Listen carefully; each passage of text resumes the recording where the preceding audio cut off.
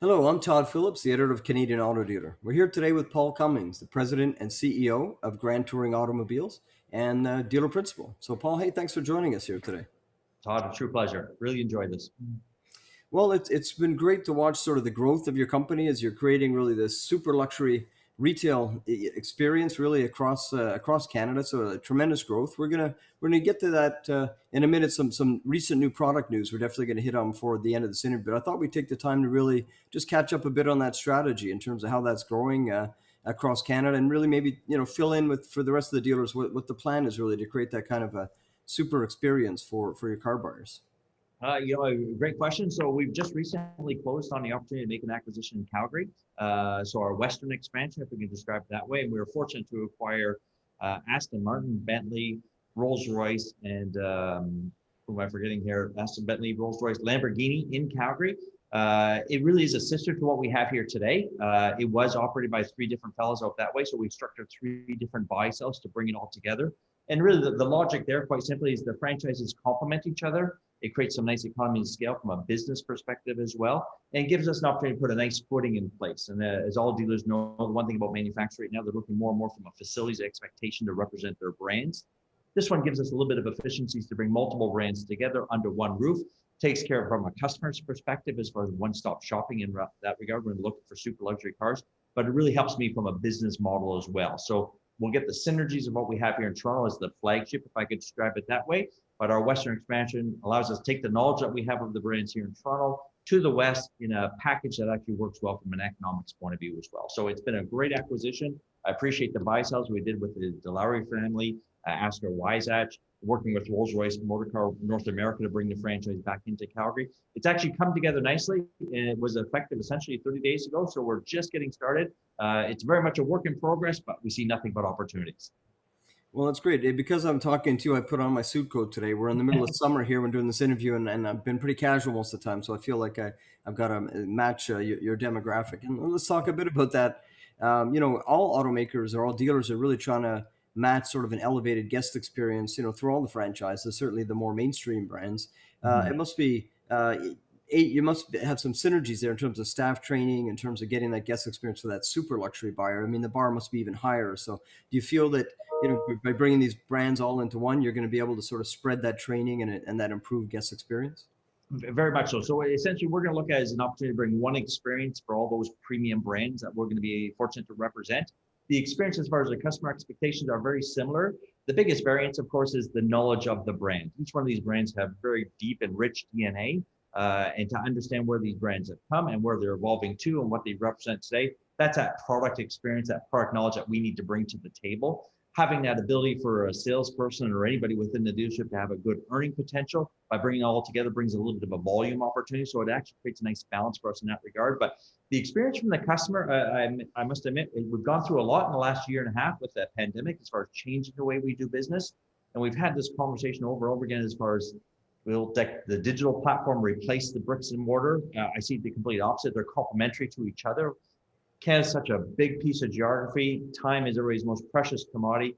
Having a physical footprint is vital, but also having that digital platform as well. And ultimately, what we're trying to do is bring the knowledge and the experience and the understanding of the brands we represent and their technologies available in each one of the cars closer and closer to you. The physical presence by having something in Toronto as our base and an extension to Calgary helps us cover the map a little bit better. But what we've also learned is we have to have that digital presence as well, because there's pockets of wealth all across Canada. We have to take care of all of them. For them to make the decision to spend the time to learn more of us is always going to start from a digital perspective.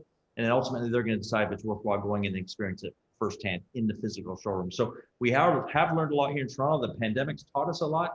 We're going to take that knowledge to the West as well. But ultimately, what doesn't change is Canada's just a very large country. And we got to find a way to bring our intelligence, what we have to offer, to the consumer. The digital platform is a wonderful extension. So they really are going to work complementary. But I believe we went through a lot in the last 12 months, 18 months, that we can expand on that knowledge and use it in Calgary, because we got to take care of a tremendous piece of geography from Manitoba to the West Coast. Well, it's interesting. You have OEM roots. Let's talk a little bit about that. I'm sure your dealer friends will be happy to hear you be pro bricks and mortars, obviously with an enhanced digital experience, because you spend a lot of other time on the OEM side of the fence. And there's always concern among the dealer body. Do the OEMs feel we're going to need that? How are things shifting in terms of consumer experience? So that's always an endless source of interesting topics for discussion in terms of what the future of retail looks like. So you sound like, obviously, having been in that camp and been the head of OEMs in Canada as well, you understand obviously the value of that in-person dealership run operation and community based as well, right? So. Very much so. And the one thing I will say, the deeper I get into this industry and having that wonderful understanding from manufacturers now, a little bit more on the dealer side, it's an integral business model that works very well. The franchise system, I can't say enough about it.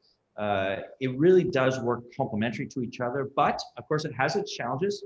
We all have our agendas as business people. Manufacturers have their agendas as well. But one thing I'm finding more and more, and the pandemic probably taught this as well, we're becoming more and more dependent on each other. It's getting more and more expensive for manufacturers to bring cars to marketplace. In my good old days, a couple $100 million was a typical price to bring a car to marketplace. It took us 7 to 8 years to actually bring the car. Now that time frame is getting more and more compressed all the time, so it's 5 years, but the cost of investment has gotten greater because of government expectations, because of safety standards, because of technologies customers want in cars. So the risk is greater and greater on the manufacturer to get the car right. The key for them to get it better and better for the consumers is communicating with the dealers, to understand the marketplace. Canada's a unique marketplace. Our customers are unique in that regard. It's a job as a dealer to pass that intelligence to the manufacturers so they can make better decisions on those 5 and 10-year plans for product. So that's where we get closer and closer together.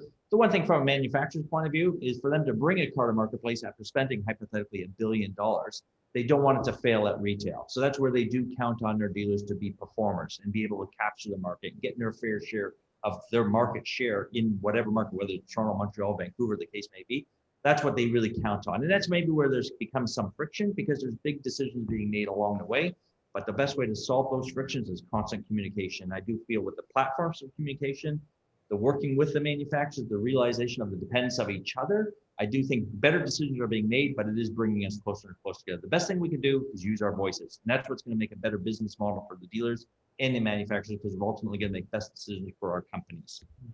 Excellent. Great answer. I'm sure that your dealer friends cross country will like that, and the OEMs will respect that position as well. I want to talk to you a little bit about a new arrival on the market. It's something I believe, if I'm not mistaken, showed up at the Canadian International Auto Show a few years ago. I'm going to try my best to pronounce it properly, but the Koenigsegg supercar. So that's something you've been showing sort of on a private VIP events with some of your clients. Tell us a bit about both the car and now that you're representing that brand in Canada, and how that's been going in terms of showcasing that to some of your clients and customers. Yeah, I'll describe it this way, Todd. It's a learning curve for myself. We acquired the brand about 30 days ago. So we're new to it as well, but I did have a bit of an understanding of what they're all about. They're another Swedish company. I was with Volvo. Koenigsegg established there as well. From a hypercar point of view, it's got its own separate DNA. From a technology point of view, from a design language point of view, they're not sharing a lot of componentry with other manufacturers. So it's a true mom and pop shop as far as a hypercar is concerned. They are playing in that segment of $2 million US as far as the transaction is concerned. And one thing I can describe it though as it's kind of a boutique car company as far as what they're doing from an engineering point of view and, like I said, design point of view. But it is driven by an individual. It is owned by an individual who's actually trying to develop cars that he feels will hit that marketplace. It's a complement to our portfolio because it just gives us a little bit more depth when you look at the total portfolio from Grand Touring automobiles. It is that hypercar that fits in nicely between Bugatti and maybe the top end of our Rolls-Royces. Even Bentley and Aston Martin are starting to play in those hypercar games, but they're playing closer to that $1 million mark. So it fits in nicely as far as our portfolio. My first experiences with the product, as you mentioned, we're taking the car across the country. So we have stops in Montreal, Toronto, Vancouver. And then ultimately the car is going to work its way down to Pebble Beach, where it'll be a grand unveiling. But we had this opportunity to bring it through the Canadian marketplace. And I'm happy to share with you the feedback from the customers. I will say they are overwhelmed. It's a lot to absorb as far as performance is concerned, because it's gone from a hypercar being that big 12-cylinder engine, pushing as much horsepower, burning as much as gas as possible. Now you really do have a supercar hybrid, which is kind of unique to get your mind around it to begin with, especially a brand that's actually relatively new to everybody in Canada. I think everybody's seen it maybe on YouTube and they've been following other publications as far as what Koenigsegg is all about, largely from Europe. So we're learning a lot more about the brand, but the technology, I must admit, as far as a supercar being a hybrid, it really just kind of blows me away as well when you've got 4 little motors sitting on those wheels as well. You've got a 1-liter engine that's putting out 700 horsepower. Like, these are numbers that, this is F1 technology and to a great extent, or E formula cars now. They brought both together. in a package, it actually works. A four-seater sedan with 8 cup holders. Like who would have thought of something like this 10 years ago? I remember in North America fighting with all the manufacturers just to have cup holders. Now you got this hypercar that has 8 of them in there, 4 for cooling and 4 for warming. It's just something completely different in a package that you can go for dinner with your family. So yeah, I will say Koenigsegg has got something special in this role from a design and engineering point of view. But from a branding, that's our job right now to educate everybody about what Koenigsegg stands for and what they're all about, what their DNA is. And me and my team are going through it right now. I do think it fits Canadian well in the Canadian marketplace because it is a Swedish car company. It deals with the same temperatures and environments that we go through as well.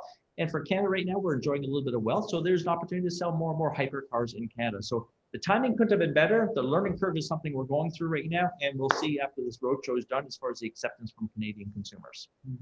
Well, I'm glad to hear it has cup holders. It's a little bit out of my snack bracket, but I have an old 94 Jaguar XJS that doesn't have a cup holder. I'd have to buy those plastic little things that sit in the window to try to have my coffee. So it's just not suited for our times in some ways. So here's a question for you. How do you decide, what you're going to drive yourself? You've got, the Aston Martin, the Bentleys, the Rolls-Royce, Lamborghinis. I mean, is that a problem deciding what you're going to represent? I mean, that's a nice suite of vehicles. It's a nice position to be in, to be quite honest, right now. But to share with all your dealers, and as you know, the biggest problem we have right now is to have any cars. We're all starting to run out of inventory because our supply chains got disrupted so much. So our biggest challenge is to find a car to drive right now because consumer demand is very strong, but the inventories have never been lower. So we're trying to find that happy balance. I drive what's left here at the end of the day. So that's what it comes down to. Typically, it's a trade-in is what I'm taking home at night. Well, that's any good car dealer put the customers first. Well, I appreciate the time and appreciate you sharing some insights really about the industry. We don't talk a lot really in the super luxury brands to some dealers across Canada. It's really nice to touch base, and I wish you well and wish you success in the days ahead. I appreciate it. Great to talk to you. Appreciate you taking the time. Okay, thanks then. Signing off.